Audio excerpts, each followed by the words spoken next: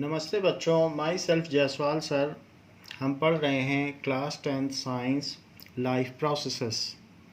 Last class में हमने देख लिया था कि रेस्पिरेशन इन प्लांट्स कैसे होता है, अमीबा कैसे होता है और फिश में रेस्पिरेशन कैसे होता है। Now we will see how respiration takes place in human. What is the process for respiratory system in human.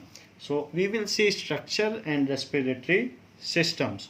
So respiration in human.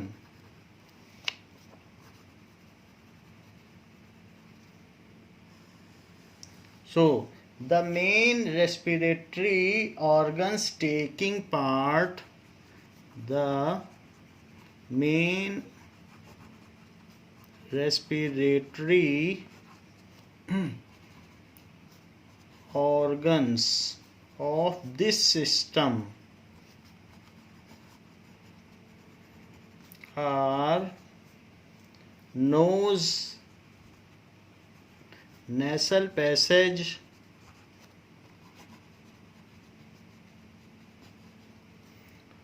now nasal passage is also known as nasal cavity.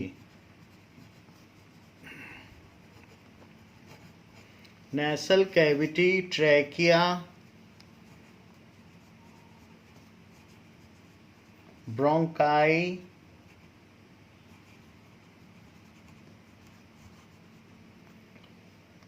lungs and diaphragm.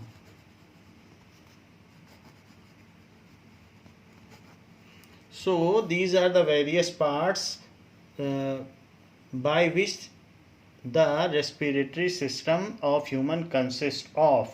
So how is the structure of human respiratory system? Let us discuss it. So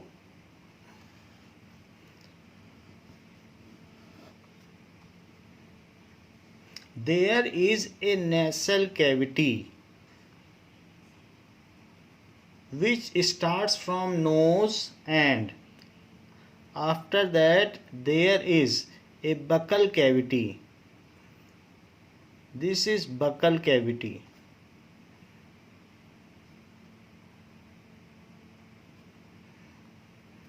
Now, and there is a plate between nasal cavity and buccal cavity.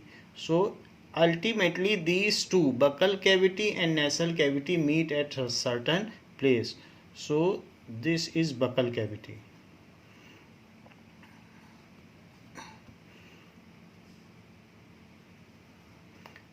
After that, nasal cavity and buccal cavity meet at certain place. ये कहीं पर ये दोनों मिल जाती हैं, and that is known as pharynx. This is called pharynx. It is a cone-like structure where buccal cavity and nasal cavity meet. Buccal cavity and nasal cavity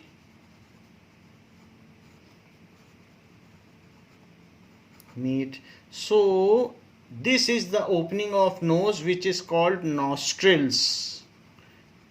Nostrils are in pair. Nostrils, pair of nostrils. So in this way the air passes from nostril via nasal cavity, reaches to pharynx. Pharynx is the opening where the windpipe or trachea, and it is the common opening which goes to both sides.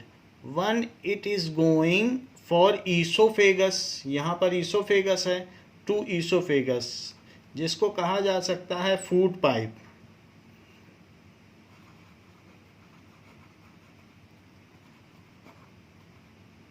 So it is going to esophagus, and next is it is windpipe. Next one is wind pipe, जिससे कि lungs को connect करता है. सो The windpipe is called trachea. So this is trachea.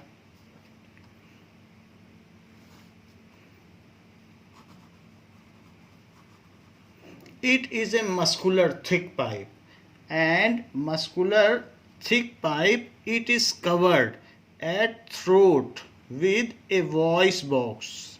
ये voice box है. Throat में इसी trachea पर अगर आप बाहर से भी हाथ से टच करके देखें तो आपके थ्रोट में एक तरीके का वाइब्रेशन होता है when you speak. So this is due to voice box and it is known as larynx. So voice box is called larynx.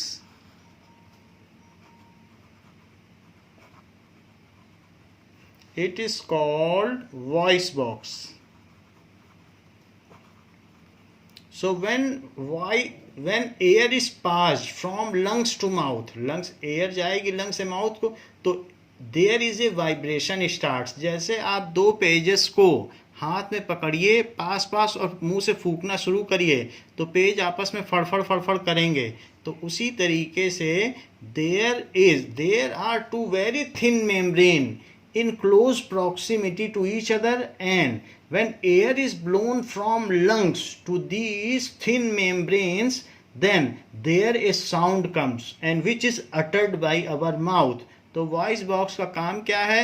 ये टू थिन मस्कुलर सरफेसेस हैं जिसमें जब वॉइस जाती है, या दो बैलून को पकड़ लो और बैलून या आगे से फटा हुआ बैलून है और उसमें फूके तो फड़फड़ फड़फड़ करता है, तो वैसे ही ये जो वॉइस बॉक्स है उसका भी यही काम है. ये आपस में टकराते हैं और आवाज़ करते हैं.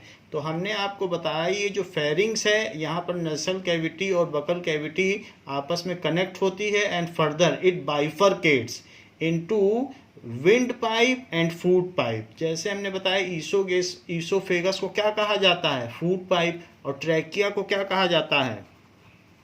तो विंड पाइप. तो विंड पाइप और ये है ईसोफेगस जिसको कहा गया फूड पाइप. तो फेरिंग्स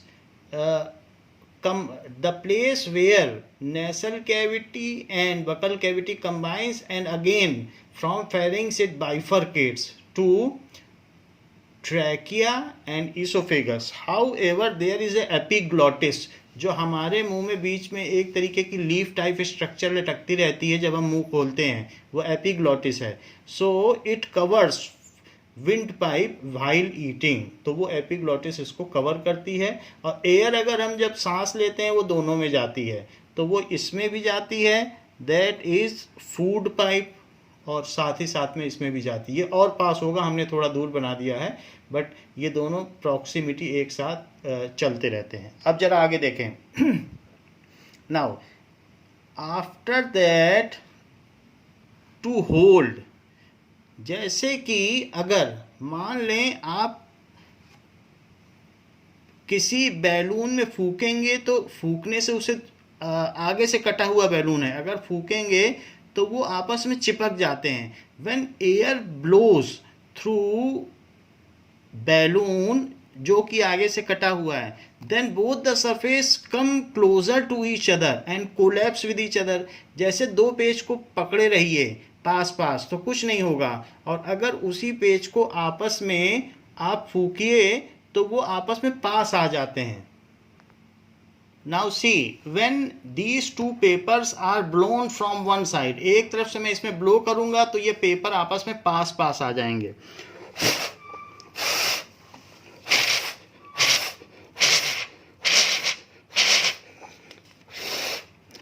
तो इस तरीके से अगर हम करते हैं तो there is a chance of collapsing it.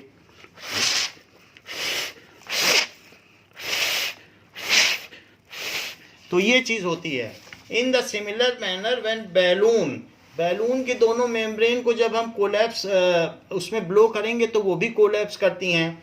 अगर लंग्स में भी लंग्स अगर एयर ब्लो कराएंगे इसमें तो इस ट्रैकिया के दोनों वॉल्स के कोलैप्स करने का खतरा हो जाएगा, और जो एयर है वो नेसल कैविटी से बाहर नहीं निकल पाएगी. सो इसके लिए इसको होल्ड करने के लिए रिंग्स ऑफ कार्टिलेज होती है कि व्हेन जब विंड स्पीड से आए तो ये कोलैप्स ना कर जाए, तो उसके लिए यहाँ पर बहुत सारी रिंग्स ऑफ कार्टिलेज होती है जो इसको होल्ड करके रखती है। कार्टिलेज सॉफ्ट बोन होती है, जैसी हम लोगों की ईयर बोन होती है, कान की बोन, वो मुड़ सकती है, या नोज़ के ऊपर जो बोन होती है हिल डुल सकती है, वैसे कार्टिलेज सॉफ्ट बोन होती है जो इसको कोलैप्स होने से बचाती है in case air rushes through trachea in with high velocity, then for the purpose of preventing it from getting collapse, rings of cartilage hold it in position। तो इसको लिख लें, these are rings of cartilage। ये तो trachea हो गया, this is trachea and these are rings of cartilage।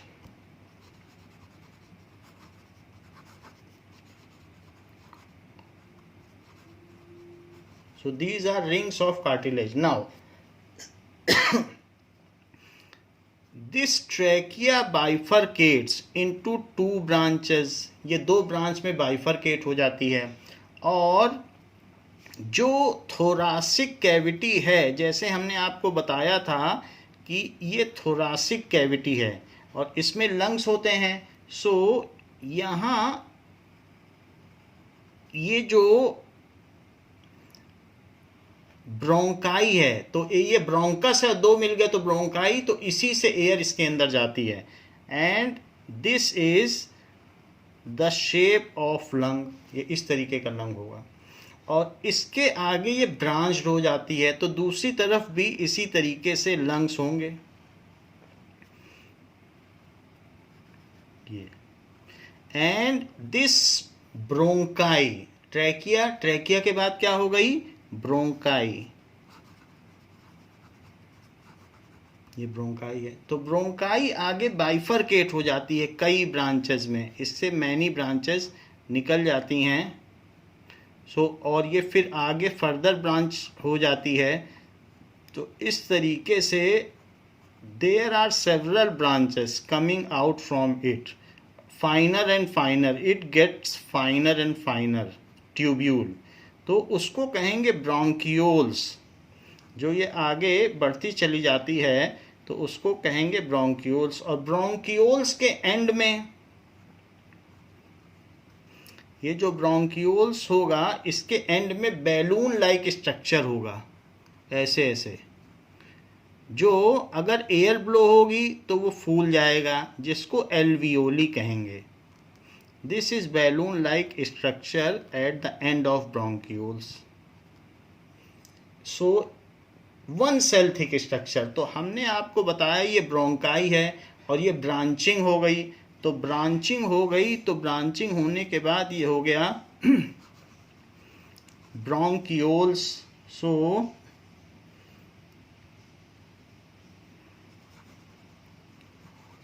And ये जो है ये एल्वियोली है,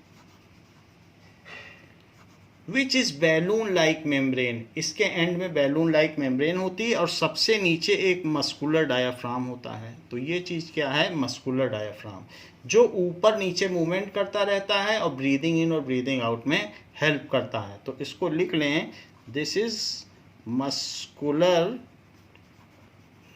डायाफ्राम, ये है। And the total this respiratory system is covered with rib cage. ये रिब केज से ढका हुआ रहता है। नाउ लाइक दिस, तो रिब भी शिफ्ट होती रहती हैं जो कि इसको प्रोटेक्ट करता है लंग्स को। तो ये रिब केज है, वो आपस में रिब सारी मिल जाती हैं। So it is rib cage.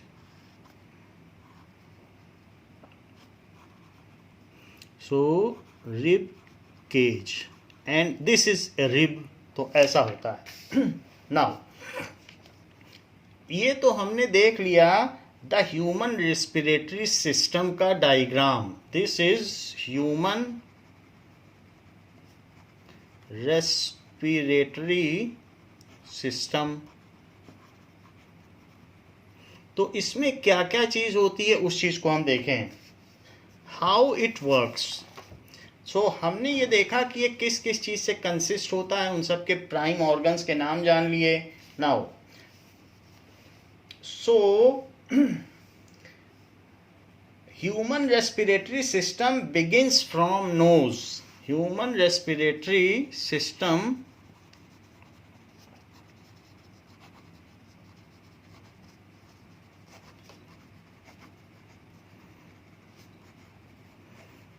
begins from nose.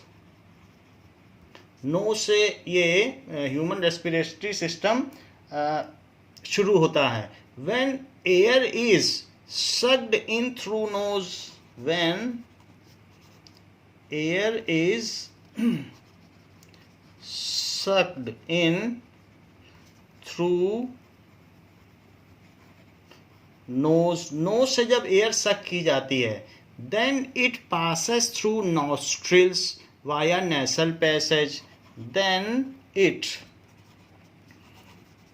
passes through nostrils via nasal passage.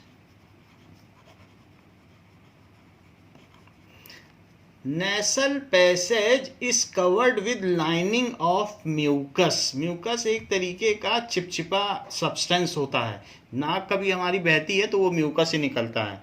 So mucus की लाइनिंग से नेसल पैसेज कवर्ड होता है. So nasal passage is covered with lining of mucus. Nasal passage is covered with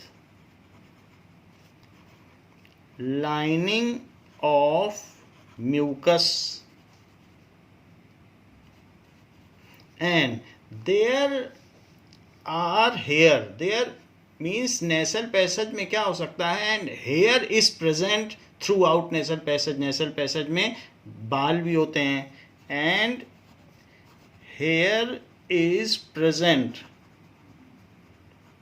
It is very fine hair present in nasal passage.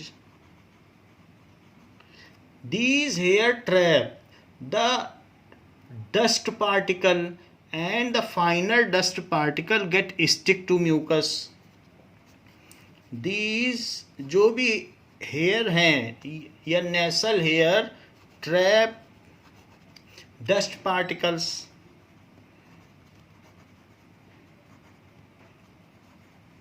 and rest of the dust particles stick to the mucus so that only clean air reaches to lungs.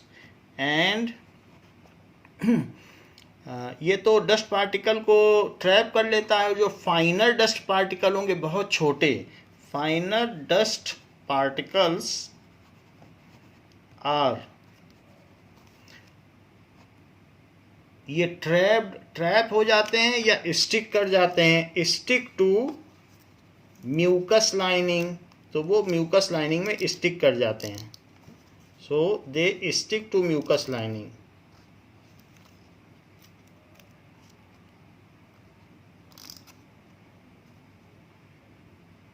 Now it stick to mucus lining. So mucus lining में वो stick कर जाते हैं, mucus lining. अब आगे क्या होता है कि यहाँ से ये म्यूकस लाइनिंग में स्टिक कर गए, वही जो यहाँ पर म्यूकस की लाइनिंग है, फिर साफ एयर अंदर जाती, and clean air moves ahead. Clean air moves ahead, and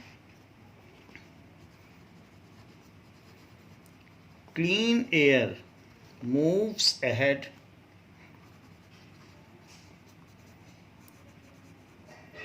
through pharynx,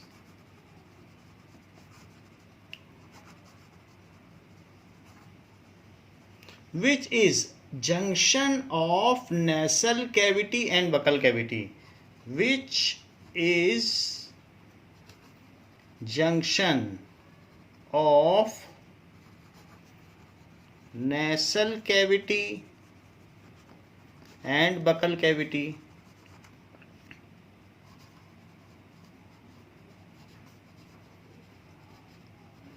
इस तरीके से, तो वो जंक्शन होता है नेसल कैविटी, तो वहाँ से होती हुई अब क्लीन हेयर आगे बढ़ी, फेरिंग से भी बढ़ी. Now it enters into wind pipe which is muscular in nature and called trachea. Now it enters through windpipe, which is thick muscular tube. Thick muscular tube. ठीक है. At its upper end near throat there is a voice box located. At trachea, जिसको हमने trachea कहा है, so thick muscular at upper end of windpipe. windpipe को आप trachea भी कह सकते हैं. so trachea, there is a voice box located near throat.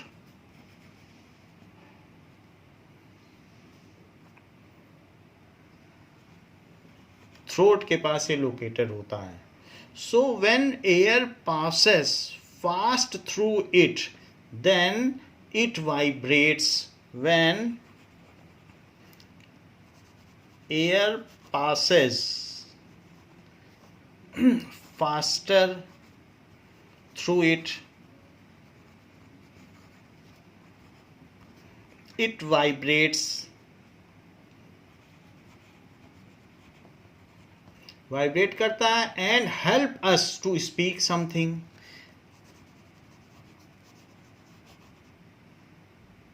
and helps us to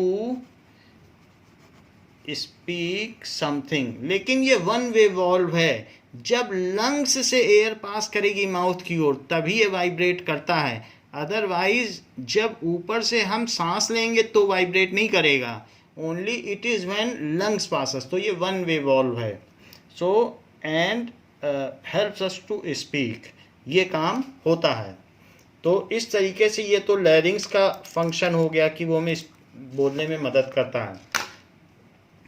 trachea is covered with rings of cartilage.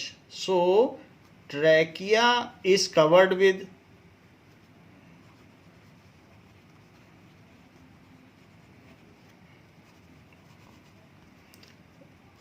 rings of cartilage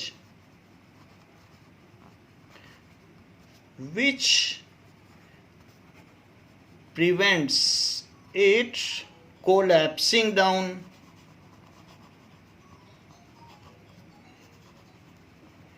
when air rushes through it on either side. जब हम बोलते हैं तब भी collapse down से रोकता है और जब हम सांस लेते हैं तब भी कोलैप्स डाउन से.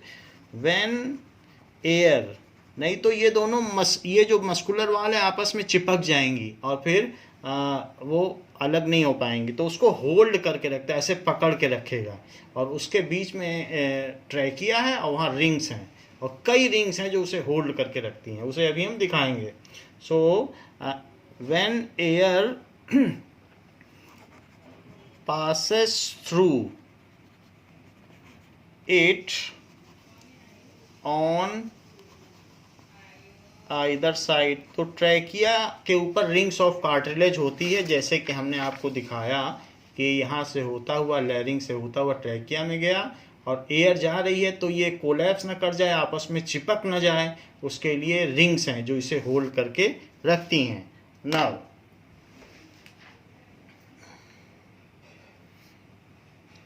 अब हम देखें कि इनका स्ट्रक्चर कैसा होता होगा, ट्रैकिया का और इन सब चीज़ों का. तो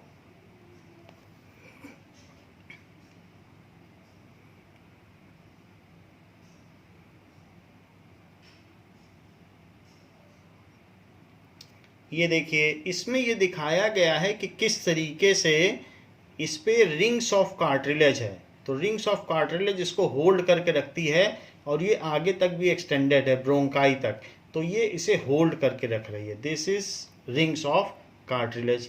बाकी जो लंग्स का स्ट्रक्चर यहाँ दिखाया गया है कि कैसे इसके आगे जो ब्रोंकाई है तो वो ब्रोंकाई कैसे ब्रोंकियोल्स में बदल गया है, अलग अलग बाइफरकेशन हो गया है, वैसा यहाँ पर दिखाया गया है। और फिर हर एक ब्रोंकियोल्स पर छोटे छोटे छोटे छोटे बैलून हैं जो पूरी तरीके से फूल जाते हैं व्हेन एयर इज ब्रीथ्ड इन। जब ब्रीथ इन होती तो यही वो बैलून्स हैं, ये विदाउट बैलून है, ये बैलून है। फिर इसके ऊपर लंग्स की एक कवरिंग भी होती है।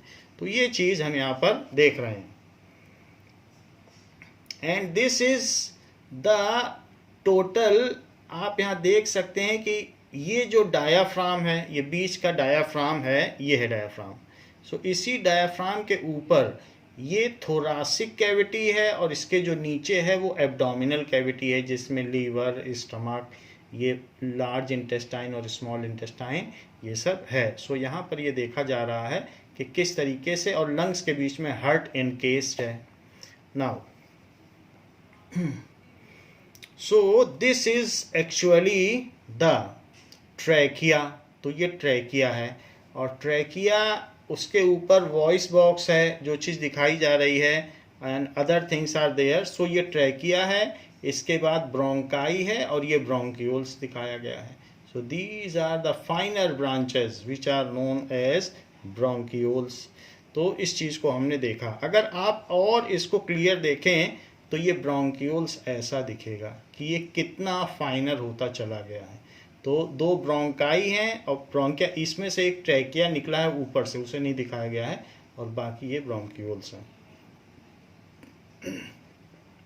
इसको आप इस फीचर से भी देख सकते हैं कि किस तरीके से ट्रैकिया है, उस पर रिंग्स ऑफ कार्टिलेज है और ये ब्रोंकाई हैं। एक को ब्रोंकस कहेंगे, दो को ब्रोंकाई, और फिर ब्रोंक्यूल्स हैं। ऐसा लंग्स के अंदर इनकेस्ड होता है। एंड उसके एंड में जो चीज़ होती है वो इस तरीके से बैलून लाइक स्ट्रक्चर होती है जिसमें हवा भर जाती है। सो एंड ऑफ जो ब्रोंक्यूल्स है उसका टर्मिनल है, इट टर्मिनेट्स विद बैलून, और एक दो नहीं, बैलून के गुच्छे होते हैं। It is a bunch of balloon इस तरीके का, और उसके चारों तरफ ब्लड कैपिलरीज घेरे हुए हैं, यानी ब्लड की जो कैपिलरीज होती हैं, ब्लड वेसल्स जिसमें ब्लड भरा रहता है, वो घेरे हुए हैं। जो ब्लू कलर की हैं वो डीऑक्सीजनेटेड हैं और जो रेड कलर की हैं वो ऑक्सीजनेटेड हैं। तो जब घेरे रहती हैं और वो ऑक्सीजन लेके आता है, जब हम ब्रीद इन करते हैं तो फूल जाती हैं और इनमें ऑक्सीजन भर जाती है। So that oxygen is received by haemoglobin, और वो फिर से रेड हो जाता है। तो जैसे ही उसे ऑक्सीजन मिलती है हीमोग्लोबिन रेड हो जाता है। सो अगर आप ऑक्सीजनेटेड ब्लड की बात करें तो रेड जो यहाँ पर ब्लड है वो ऑक्सीजनेटेड है और जो ब्लू है वो डीऑक्सीजनेटेड है, उसमें कार्बन डाइऑक्साइड ज़्यादा है। तो ये चीज़ यहाँ पर एल्वियोली है। This is alveoli which is balloon like structure at the terminal of lungs. इसको ये देखा जा सकता है, जैसे यहाँ पर भी वही चीज़ दिखाई गई है कि किस तरीके से इसको सराउंड किया हुआ है ब्लड कैपिलरीज ने। तो ये बात यहाँ पर दिखाई जा रही है। So in this way we have seen, and this is the structure of lung की lung किस तरीके का होगा। तो बीच में आप देख रहे हैं हार्ट इनकेस्ड है, तो ये हार्ट है और बाकी ये सब लंग्स हैं। इसमें लोब्स हैं, एक में ये बाई लोब्ड है, जो इधर वाला आपके राइट हैंड साइड वाला है वो बाई लोब्ड है, और लेफ्ट हैंड साइड वाला सिंगल लोब्ड है। तो इस तरीके से 3 लोब में लंग्स होते हैं। और बाकी इसके अंदर का स्ट्रक्चर हमने आपको दिखा दिया। ये ट्रैकिया है जिस पर रिंग्स ऑफ कार्टिलेज लगा हुआ है। ओके, बात यहाँ पर है कि ये देखिए ये नेसल कैविटी है और ये बकल कैविटी, ये जहाँ मिल रही है वो फेरिंग्स है। सो वो चीज़, इसको फेरिंग्स यहाँ लिखा गया है। बाकी यहाँ पर जो थ्रोट है वहाँ वॉइस बॉक्स है, ये वॉइस बॉक्स है। नाउ अब हम आगे देखते हैं कि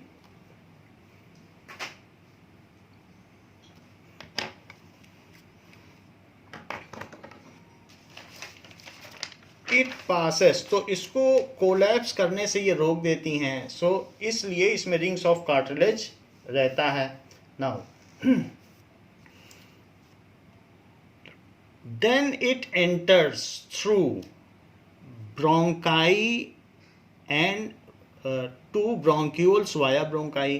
तो इसके बाद में ये जो एयर है ट्रैकिया में आई, ट्रैकिया के बाद क्या होगी, then it enters into bronchioles via pair of bronchi. pair of bronchi, bronchus का प्लूरल है ब्रोंकाई, तो उस तरीके से वो ब्रोंक्यूल्स में जाती है. And at the end of bronchioles alveoli, balloon like structure alveoli are placed at the end of bronchioles. Balloon like single cell thick structures are present. balloon like जो कि expand कर सकते हैं, balloon like single cell thick structures are present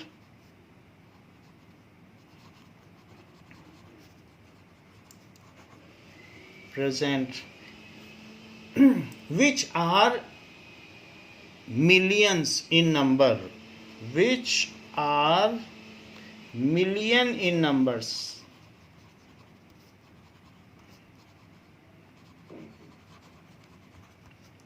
So bronchioles terminates at alveoli. bronchioles तो ये बता दिया आपको कि कहाँ पर इसका टर्मिनेशन होता है. So bronchioles terminate at alveoli. ठीक है. whose total surface area is 80 square meter, which is sufficient to cover a basketball ground. whose total surface area, अगर सारे एल्वियोली को खोल दो, एक ह्यूमन के सारे एल्वियोली को, तो वो बास्केटबॉल ग्राउंड को कवर कर लेगा. टोटल सरफेस एरिया ये आपकी बुक में दिया हुआ है, is 80 square metre. 80 square metre होता है, which is sufficient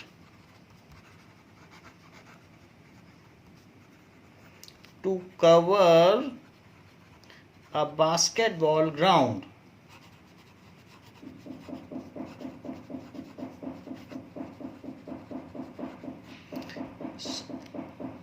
Alveoli is the site of exchange of gases.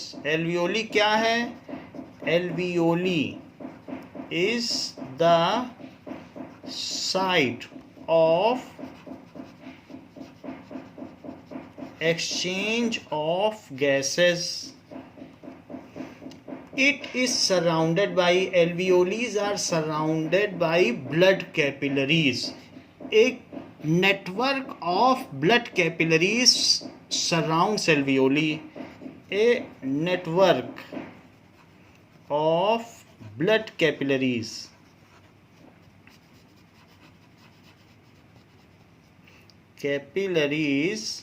surrounds, वो सराउंड करती हैं, surrounds alveoli. तो वो क्या करती हैं, फाइन ब्लड कैपिलरीज हैं, वो भी सिंगल सेल थिक है. सो अब इसमें क्या होगा कि एक्सचेंज हमने लिख दिया, it is the site of exchange of gases. So oxygen rich air is diffused from alveolar site to blood. So oxygen rich air diffused from alveolar site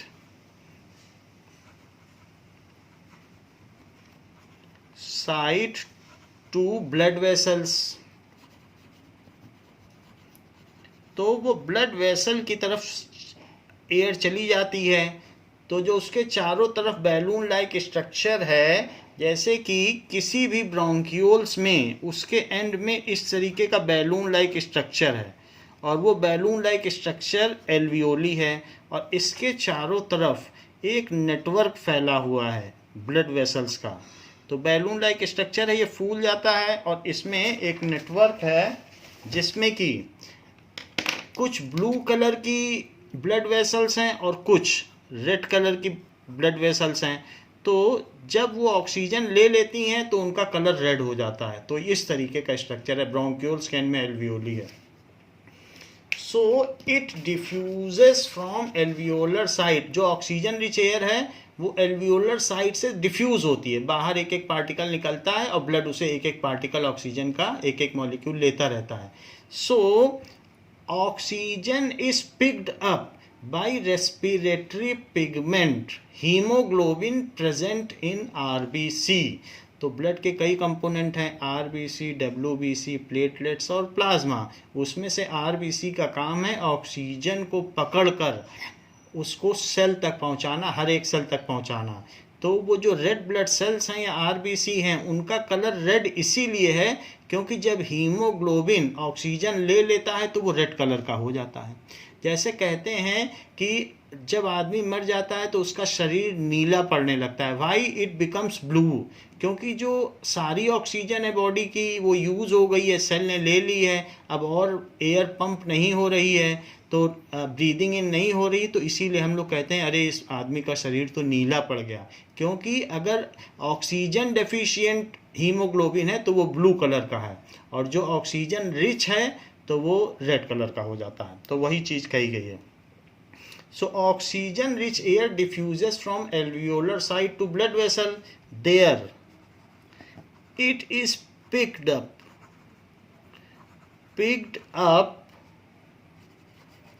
by respiratory pigment, haemoglobin. Haemoglobin की highest affinity होती है, वो oxygen को पकड़ लेता है चारों तरफ से। So haemoglobin present in RBC, this is picked up by respiratory pigment hemoglobin present in RBC, which is component of blood, which is component। जब हमारे पूरे बॉडी में जब ऑक्सीजन रिच एयर सप्लाई हो जाता है, हार्ट पंपिंग करता है, फिर हर एक सेल उस ऑक्सीजन को ले लेती है और CO2 दे देती है, तो हीमोग्लोबिन ब्लू पड़ जाता है। तो ब्लू पड़ जाता है, फिर वो ब्लू पड़ने के बाद वो जो ऑक्सीजन डेफिशिएंट ब्लड है वो वापस हार्ट में लौटता है कि फिर से ऑक्सीजनेटेड होने के लिए। तो वो चीज़ वेन्स में होती है। जैसे आप ये देख लो, ये वेन्स हैं और सभी की ये जो वेन्स हैं इसमें ब्लू ब्लड फ्लो कर रहा है। अगर आप ध्यान से देखें तो इस ब्लड का कलर क्या है, आपको ब्लू लग रहा है? तो ब्लू का मतलब है ये डीऑक्सीजनेटेड है। अब ये लौट के हार्ट में जाएगा फिर से ऑक्सीजनेटेड होने के लिए। हार्ट इसको लंग्स में भेजेगा कि जाओ ऑक्सीजनेटेड हो और फिर और पूरे बॉडी में जाओ। तो ये वेन्स हैं जिसमें ब्लू ब्लड फ्लो करता है, डीऑक्सीजनेटेड। आप ध्यान से देखें तो ये ब्लू कलर दिख रहा है आपको, तो ये वेन्स हैं। तो ब्लड दो तरीके का हमारी बॉडी में है, एक रेड ब्लड है और दूसरा ब्लू ब्लड। तो हमने आपको बताया कि जो ऑक्सीजन है वो यहाँ से एल्वियोलर साइड से डिफ्यूज हो करके हीमोग्लोबिन ने पकड़ लिया और वो रेड कलर का हो गया और अब पूरी बॉडी में सप्लाई होगा। Which is component of blood, which is component of blood.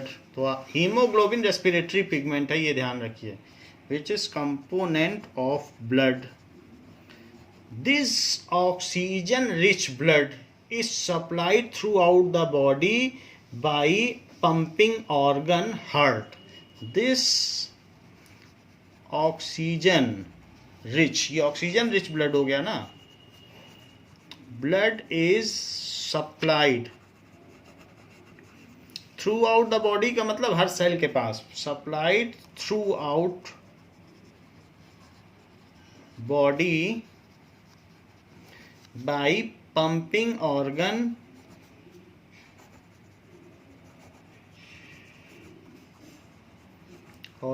Heart ने उसको सप्लाई कर दिया.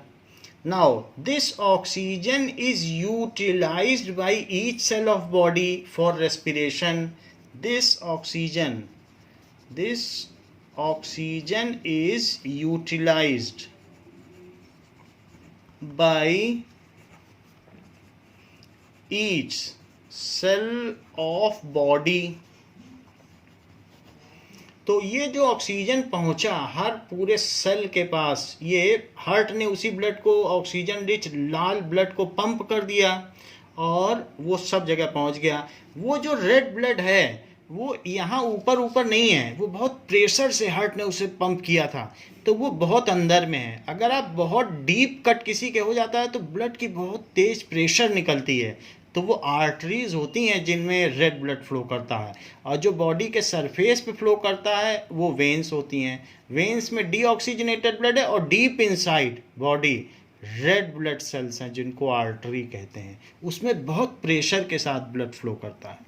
तो the oxygen is utilised by each cell of body for respiration. तो ऑक्सीजन की मदद से ग्लाइकोसिस होता है, रेस्पिरेशन होता है, and CO2 is released. CO2 release हो गया. Most of the CO2 get dissolved in blood and comes out from our body through urine. ज़्यादातर. And rest of the CO2 is send to pulmonary site, यानी lungs के पास भेज दिया जाता है. Most of the CO2 get dissolved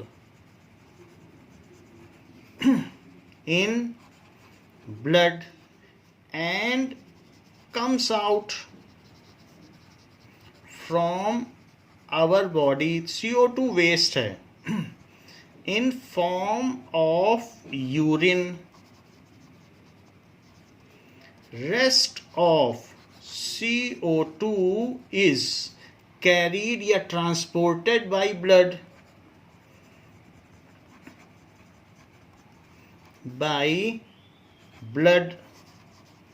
from cellular site, यानी cell से, cellular site to pulmonary site. Pulmonary यानी लंग्स की साइट. लंग्स को पल्मोनरी कहते हैं, फुफ्फुस धमनी. सो दैट इज फुफ्फुस कहा जाता है लंग्स को. सो टू पल्मोनरी साइट, वहाँ पर आ जाता है. तो वो जो CO2 आ जाता है, now from blood it diffuses to alveolar site. CO2 अब एल्वियोली में चला गया. Now from blood it diffuses to alveolar site and alveolar site चला गया. And by the time diaphragm moves up and the CO2 rich air is expelled out, and by the time muscular diaphragm या diaphragm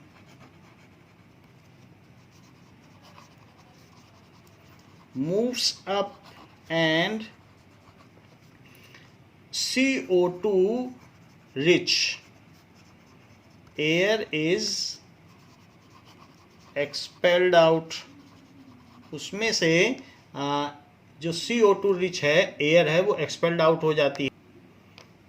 Now, our lungs can hold 6 liters of air. Our lungs can hold up to 6 liters of air in adult human.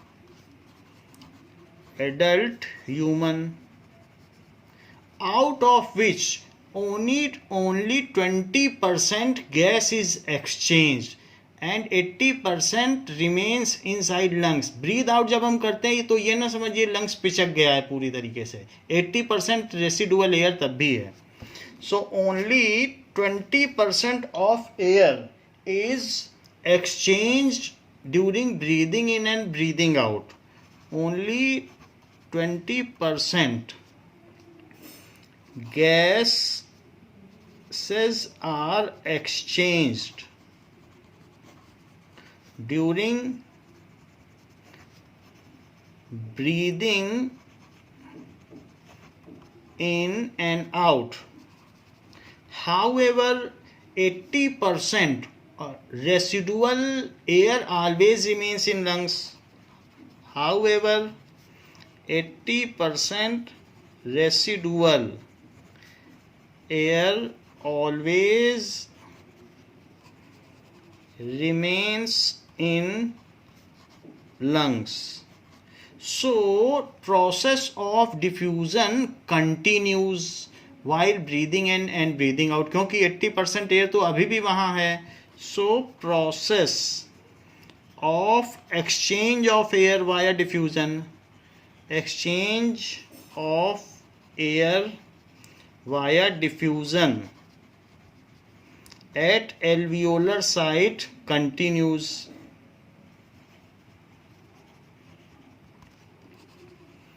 Continues at all the times,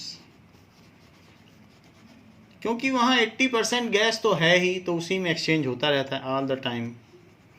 ऐसा है, कभी भी lungs collapse नहीं करते हैं और ये काम चलता रहता है। सो this is the total process of respiration occurring in human being. तो बच्चों इस क्लास के लिए इतना ही, इसके आगे अगली क्लास में बताया जाएगा। थैंक यू बच्चों।